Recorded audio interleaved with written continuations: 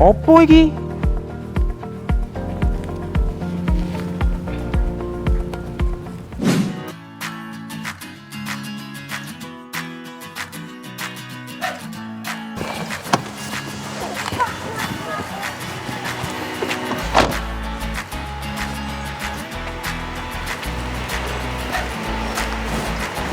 Halo, selamat datang adik-adik manajemen UPN Veteran Yogyakarta 2020. Sebelumnya kasih tau dong, Human itu apa sih emangnya? Oh ya, Human itu Himpunan Mahasiswa Program Studi Manajemen UPN Veteran Yogyakarta, di mana pada saat ini kita memasuki periode 2020 yang bernama Asagarda. Jadi Asagarda ini nama apa? Coba kita berbagi sama adik-adik kita. Oh ya, kalau Asagarda sendiri adalah nama kabinet pada 2020 ini, di mana memiliki arti asa yaitu harapan, dan garda itu adalah terdepan. Jadi kita ingin pada periode ini kita mampu menjadi harapan yang paling terdepan untuk mahasiswa-mahasiswa yang berada di manajemen itu sendiri. Jadi kira-kira buat hari ini semua seperti itu ya pekerjaan dari kami.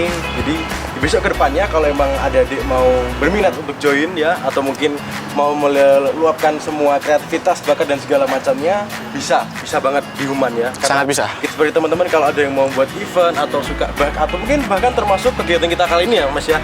Jadi PKK ini pun juga ditanggung jawab oleh Human ya kan? Betul sekali.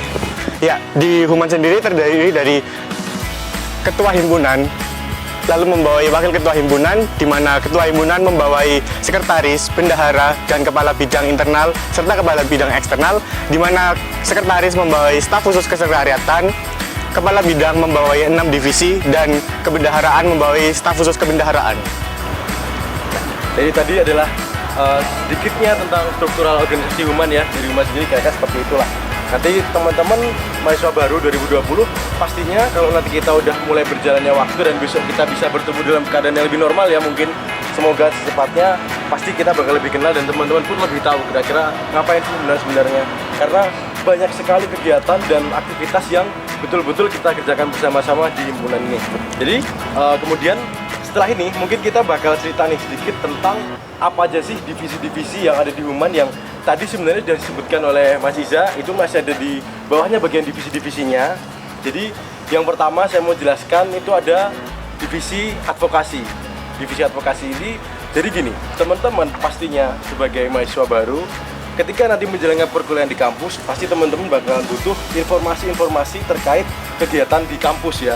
Informasi entah itu teman-teman mau mencari tentang info tentang UKT atau tentang gimana nanti waktu KRS-an, tentang akademis, apapun segala macam tentang kampus, nanti bisa teman-teman cari lewat divisi advokasi.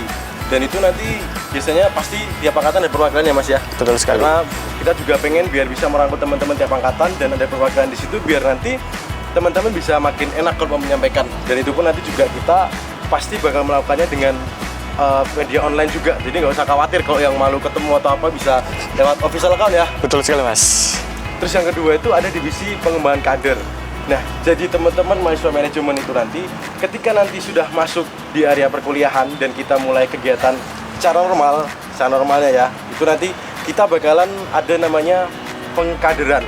Nah, divisi pengembangan kader ini nantinya dia akan bertanggung jawab mengawasi ya, sebagai pengawas dan mengetahui tentang segala macam alur-alur pengkaderan yang ada di manajemen. Ibaratnya gini, teman-teman mahasiswa baru 2020 adalah teman-teman yang masuk ke suatu lingkungan baru. Artinya teman-teman masuk ke budaya baru ya kan, yang kita sama-sama mungkin sebelumnya banyak mungkin belum kenal di sini.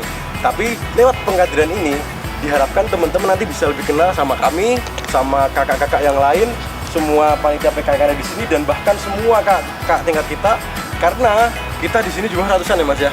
Angkatan kita aja berapa? 320. 120 ya, angkatan 18 sama 19 juga sama sekitar itu ya. Mungkin keluar dikit lah, kurang dikit. Karena mungkin ada yang berpindah haluan ya. Ya, kira-kira seperti itu. Terus untuk kemudian selanjutnya nanti saya mau menjelaskan tentang ada dua lagi bagian, yaitu staf khusus. Yang pertama staf khusus kesekretariatan, yang kedua ada staf khusus kebendaharaan. Jadi mungkin teman-teman sudah bisa menebak apa aja tugas-tugas mereka, karena di himpunan ini kan juga ada sekretaris, ada bendahara, dan mereka nggak bisa bekerja sendiri. Jadi mereka pun dibantu oleh para staf khusus di bagian kesekretariatan dan juga kebendaharaan. Nah, di bagian dua-dua itu mereka akan mengurus tentang segala macam alur birokrasi tentang program kerja yang disusun oleh himpunan supaya nanti bisa lebih enak nih ketika kita ngajukan proposal atau mau membuat laporan pertanggungjawaban ya kan, biar semuanya bisa berjalan dengan lancar. Ya, divisi selanjutnya kita memiliki divisi event kreatif, di mana divisi event kreatif adalah divisi yang menaungi semua event-event yang ada di manajemen, terutama event internal manajemen, bahkan event eksternal manajemen itu sendiri, Kak. Jadi sama Koma bedanya apa nih? Kalau Koma sendiri lebih ke internal manajemen, jadi event-event yang dikelola oleh Koma itu sendiri adalah event-event yang ada di internal manajemen itu sendiri. Kalau di event kreatif itu ada di internal manajemen dan bahkan di eksternal manajemen itu sendiri, Kak. Oke, berarti itu ya kira-kira perbedaannya. Kalau event kreatif ini dia lebih ke event yang eksternal, keluar juga buat bahkan satu Indonesia pun ada ya, nasional. Tapi kalau Koma cuma di internal manajemen, betul sekali. Kemudian kita juga memiliki divisi media kreatif. Apa sih divisi media kreatif, tahu nggak?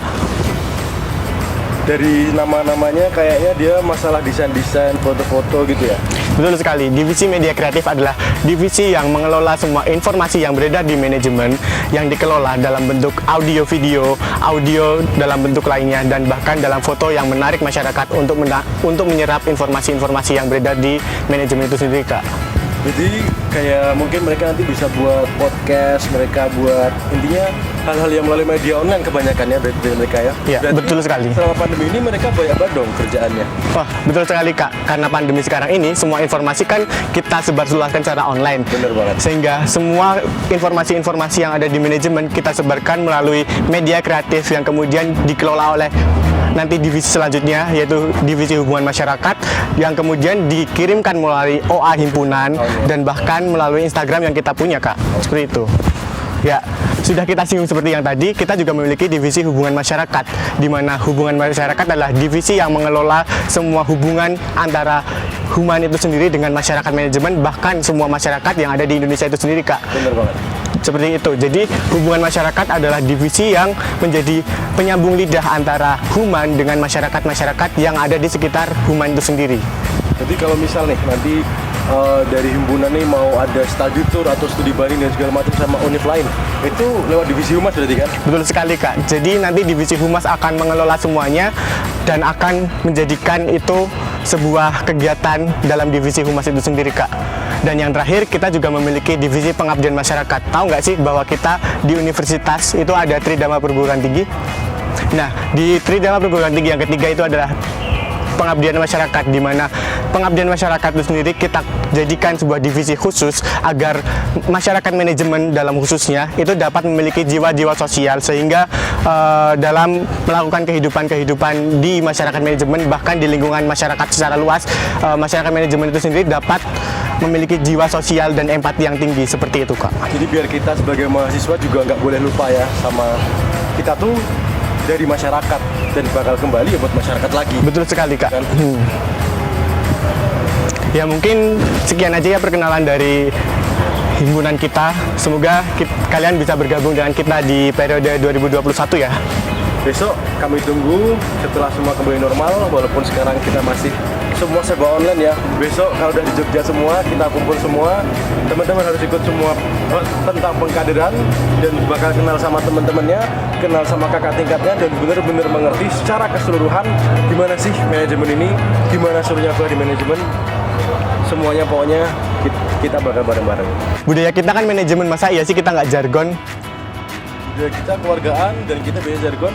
Emang biasanya kepake pas apa aja kalau jargon? Jargon itu biasanya kita dalam wisuda, arak-arakan. Arak-arakan wisuda ya? Iya, Oke. Terus kita juga ada supporteran. Oke, supporteran. Ya, kurang lebih seperti itu sih, Kak. Jadi mereka juga harus tahu lah. Mereka datang sebagai keluarga baru kita, masa mereka nggak tahu sih jargon kita? Teman-teman harus tahu nih jargon kita di manajemen itu kayak gimana. Jadi kalau aku bilang manajemen, teman-teman jawab bersatu. Kalau aku bilang human, teman-teman jawab berani. Oke ya? Manajemen Bersatu, Manajemen bersatu, human berani. Oke, silakan seperti itu. Terima kasih. See you, sampai jumpa besok. Dadah. Halo semuanya, aku Meva. Aku Dezan, Kita dari MO City.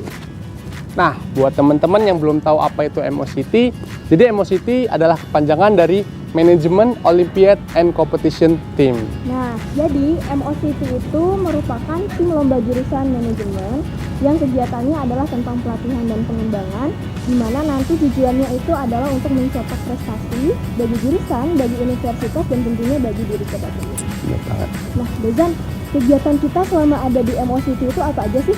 Wah, kegiatan kita di MOCT tentunya ada banyak. Tentunya kegiatan kita ini berhubungan dengan akademik.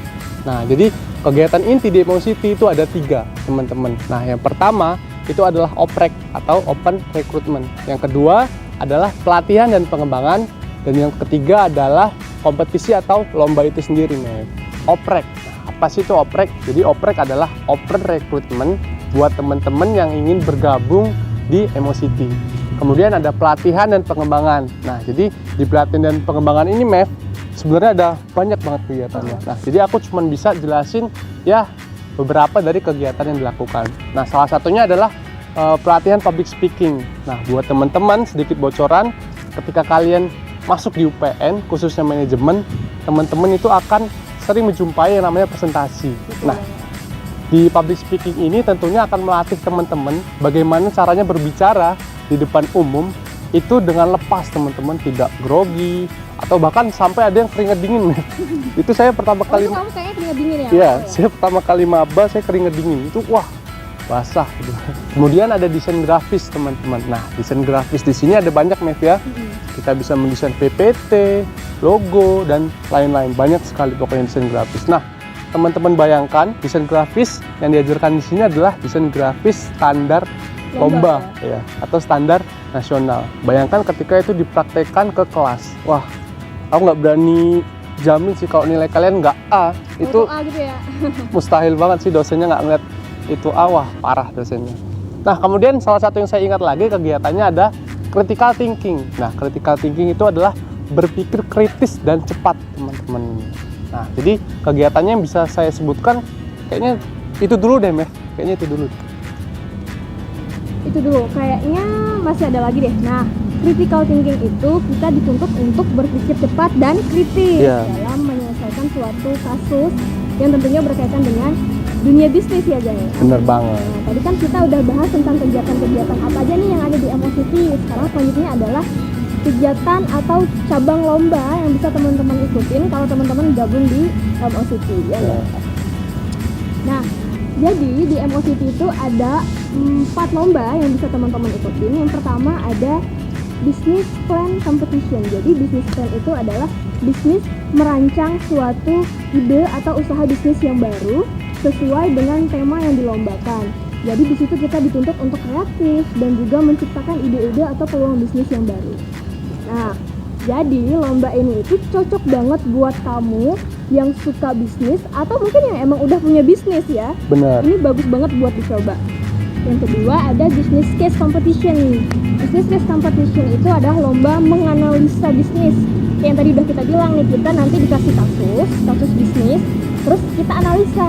Setelah kita analisa, kita cari tahu nih permasalahannya apa. Setelah kamu tahu, kita akan kasih ide-ide atau solusi-solusi yang bisa kita kasih untuk memecahkan kasus itu. Benar banget. Yang ketiga ada IC. Mungkin kalau IC teman-teman ini udah pada kenal ya IC atau paper itu apa, gimana kita membuat atau merancang IC.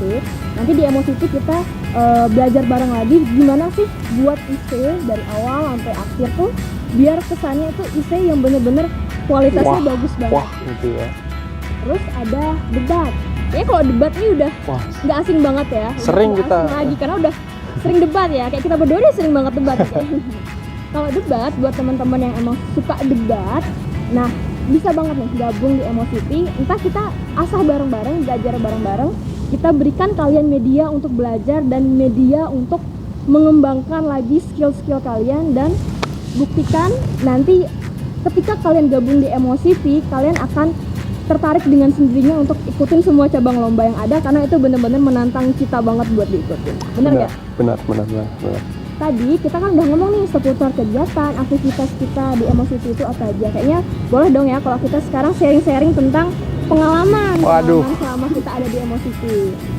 Siapa nih? Aku tak kamu aja ya. Nah, sekarang kita minta Dezan buat ceritain pengalaman dia waktu masuk pertama kali banget nih di MOCT. Gimana sih ceritanya? pengalamanku ini. Enggak, kamu aja. Kamu aja. Kenapa harus aku ya? Oke. Oke. Jadi sedikit cerita buat teman-teman pengalaman aku tentang Emocity. Nah, dari sebelum masuk bahkan setelah masuk ya teman-teman. Jadi sebelum masuk Emocity, aku adalah orang yang benar-benar kasarnya teman-temannya bukan orang yang akademik teman-teman. Nah, kenapa sekarang aku masuk Emocity? Karena pada saat zaman maba teman-teman, aku pengen berubah. Aku pengen berubah kayak, waduh Mev, kayaknya kalau gitu-gitu aja nanti bakalan Tidak sulit berkembang gitu ya, tidak berkembang. Jadi aku mutusin untuk berani gabung pada saat itu.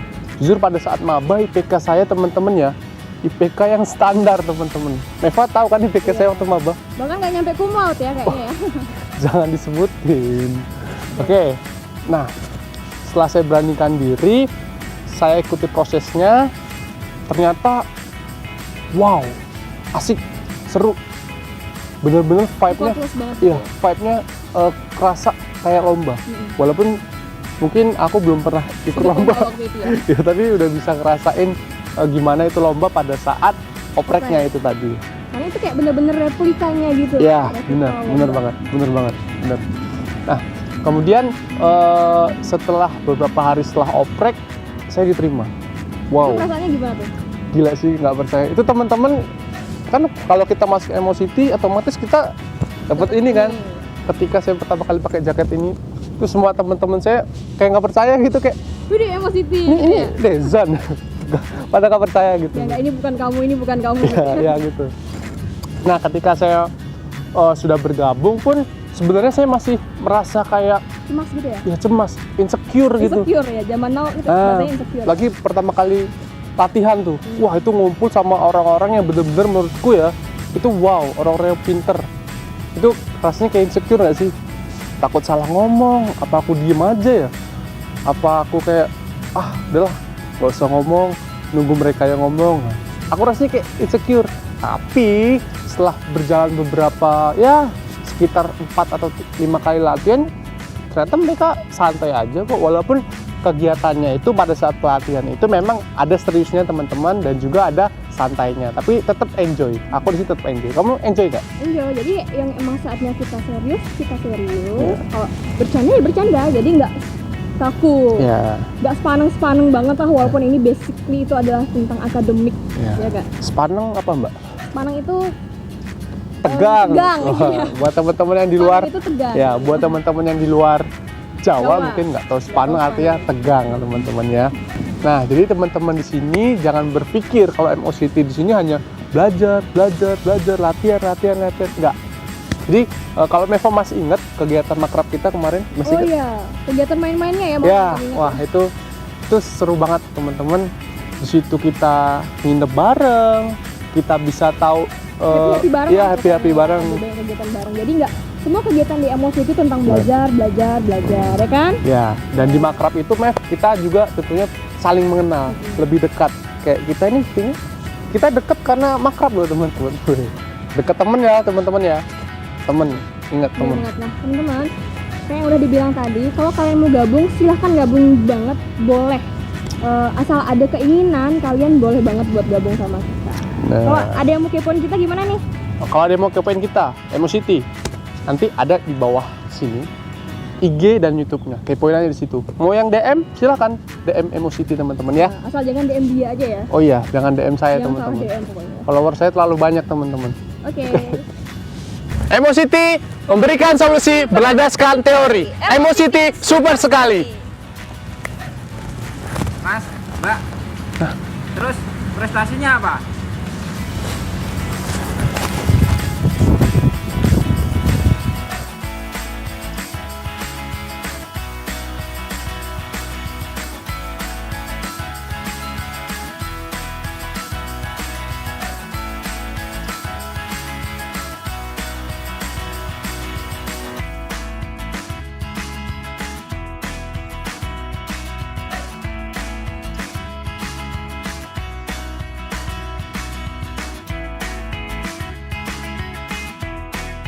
Halo, selamat datang.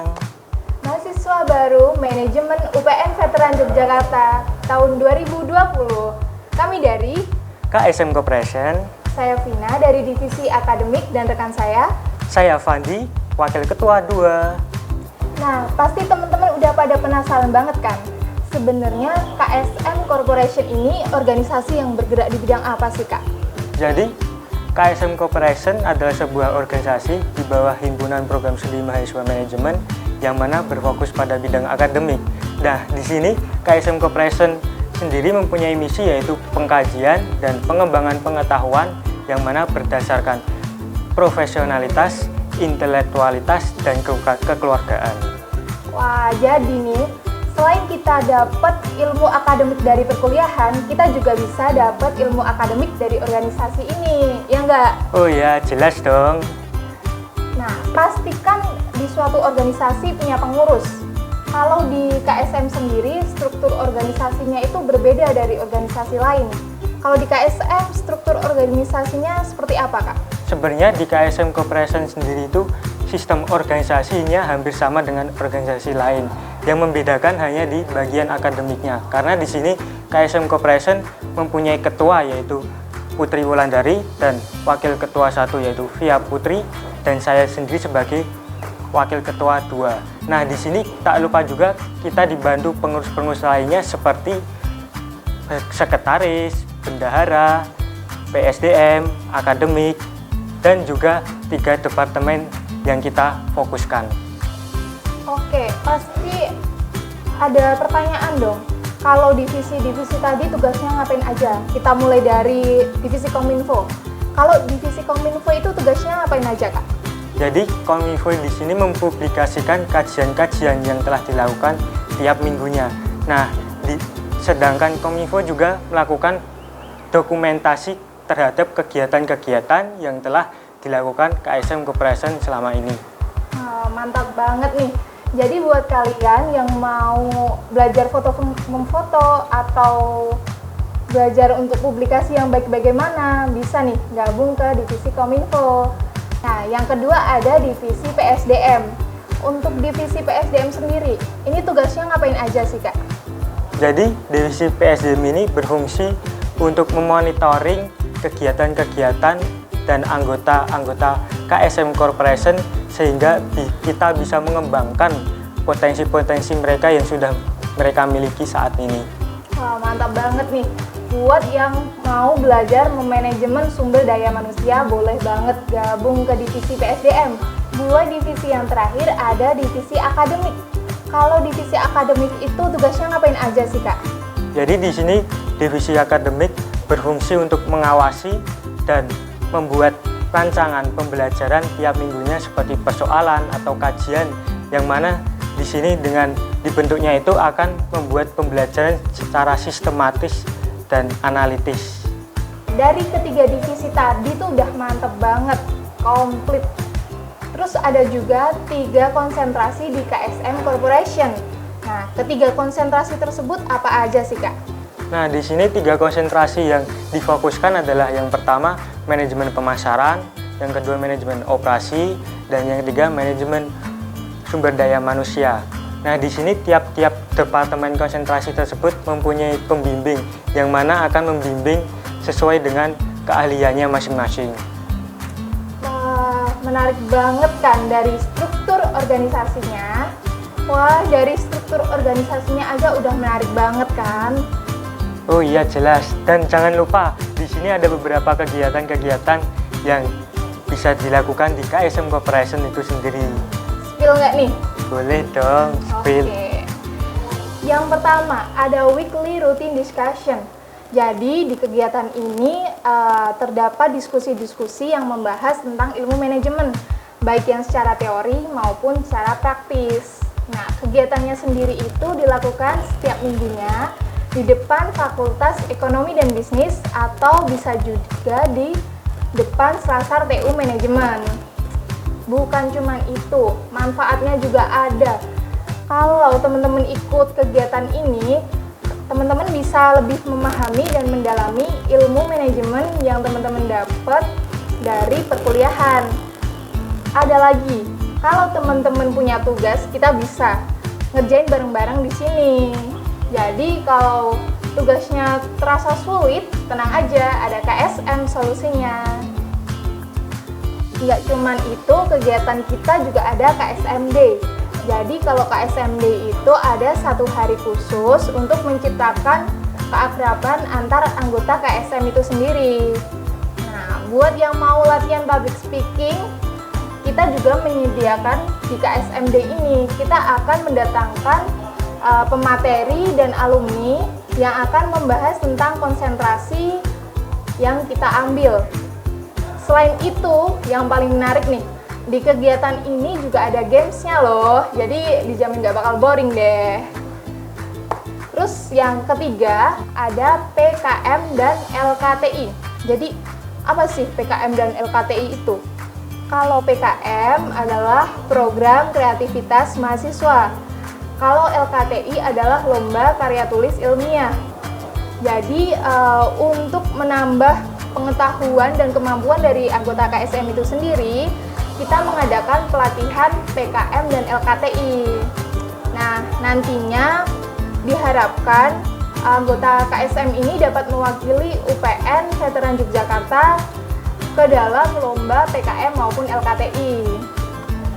Untuk implementasinya sendiri, kita juga ada kegiatan kunjungan perusahaan. Jadi kegiatan kita itu nggak melulu harus di kampus, kita bisa keluar, jalan-jalan bareng. Nah, manfaat dari kegiatan ini sendiri, kita bisa tahu langsung ilmu-ilmu yang sudah kita dapat itu implementasi di dunia kerja itu seperti apa. Jadi diharapkan anggota KSM Corporation ini lebih matang saat memasuki dunia kerja. Terus ada kegiatan yang terakhir di akhir periode yang paling menarik. Apa itu yang paling menarik? Nah, namanya itu Corps ID.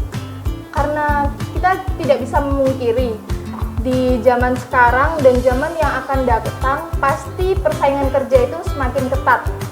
Jadi kita harus mempunyai gambaran agar kita memiliki daya saing.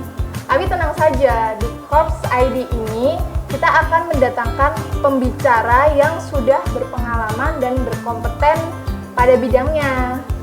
Selain itu, KSM Corporation juga melakukan kegiatan yaitu pelantikan ketua untuk periode selanjutnya, yang mana ini berdasarkan perundingan panitia dan juga pengurus periode sebelumnya.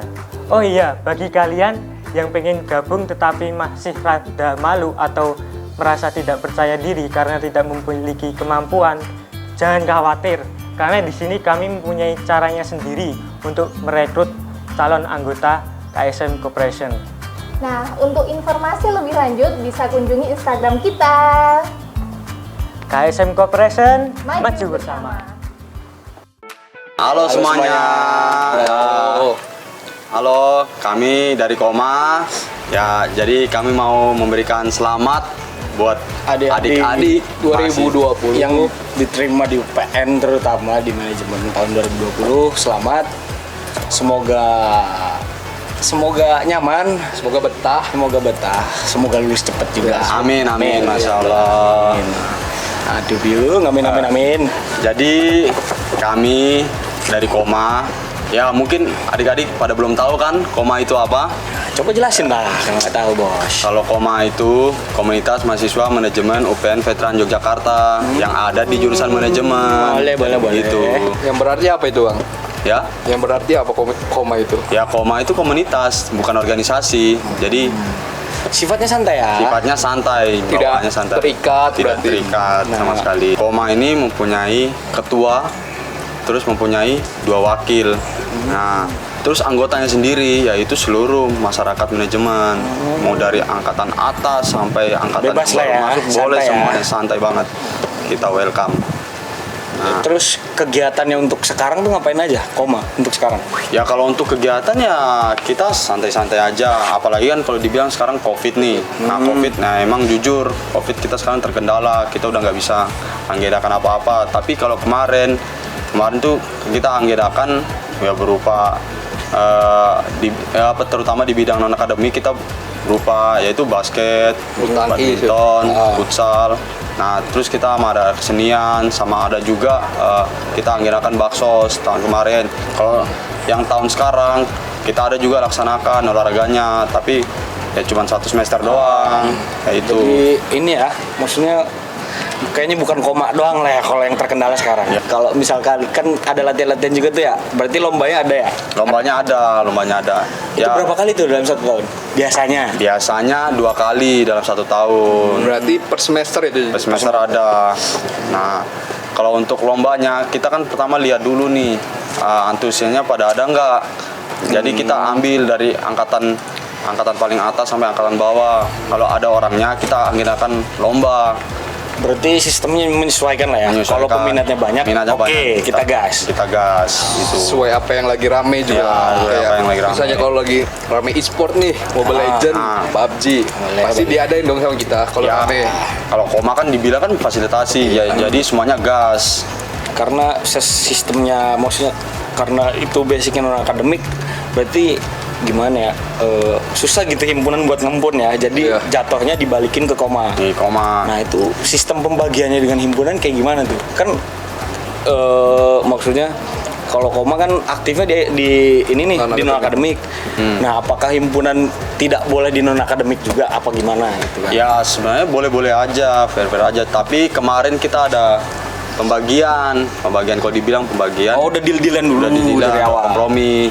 Makanya kenapa dulu sebenarnya himpunan dulu tuh mempunyai minat dan bakat juga, mempunyai ya kayak ngurus-ngurus olahraga, kesenian. Nah, tapi karena udah sahabat jadi kita bagi-bagi tugas, job desk lah. Kita bagi-bagi tugas. Ya mungkin koma bisa ambil internalnya, ya fokusnya di internal tapi emang kalau untuk koma sendiri internal akademik ya. Karena akademik, non akademik.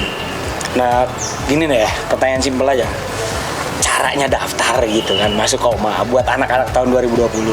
Ya, caranya daftar, jujur kita nggak kayak organisasi lain, harus butuh formulir lah, butuh apa data-data apalah, nggak butuh. Ya intinya nggak jelas itu. Yang mau, hayu meluncur. Boleh, karena sistemnya tidak terikat. Santai aja kali ya, boleh. Yang mau ikut silakan, kita nggak maksakan. Apalagi kita sangat berharap banget buat adik-adik 2020. Antusiasnya banget.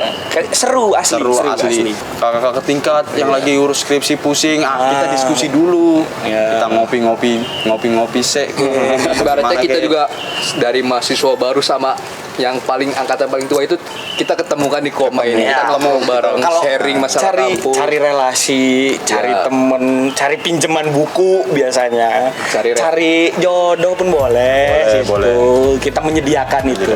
Jadi misalnya koma itu kalau nongkrong di mana sih Bang biasanya? Ya kalau dibilang koma sebenarnya kan kalau di kampus ini, ini markas. Ini kalau dibilang markasnya sama meja ada panjang. Bagian sana ada kursi panjang. Tapi kadang-kadang kita juga di luar. Kadang-kadang kita juga di luar, tergantung. Di luar tergantung situasi. Kalau tempatnya biasanya kalau banyak, kalau buat jumlah banyak kita gasit. Ya. Kalau misalnya komunitas kan biasanya ada jargon itu. Sini kita mempunyai jargon. Nah, jargon kita tes ya. Kasih John. Nah, koma, iya atau tidak sama sekali. Koma, iya atau tidak sama sekali. Sekian, terima kasih. Dan sekali lagi, selamat datang buat mahasiswa baru jurusan manajemen UPN Veteran Yogyakarta. Ya, angkatan 2020, semangat, semoga sukses, semoga betah, semoga nyaman di sini. Kami tunggu kedatangannya. Kami tunggu kedatangan kalian di koma. Bye. Bye.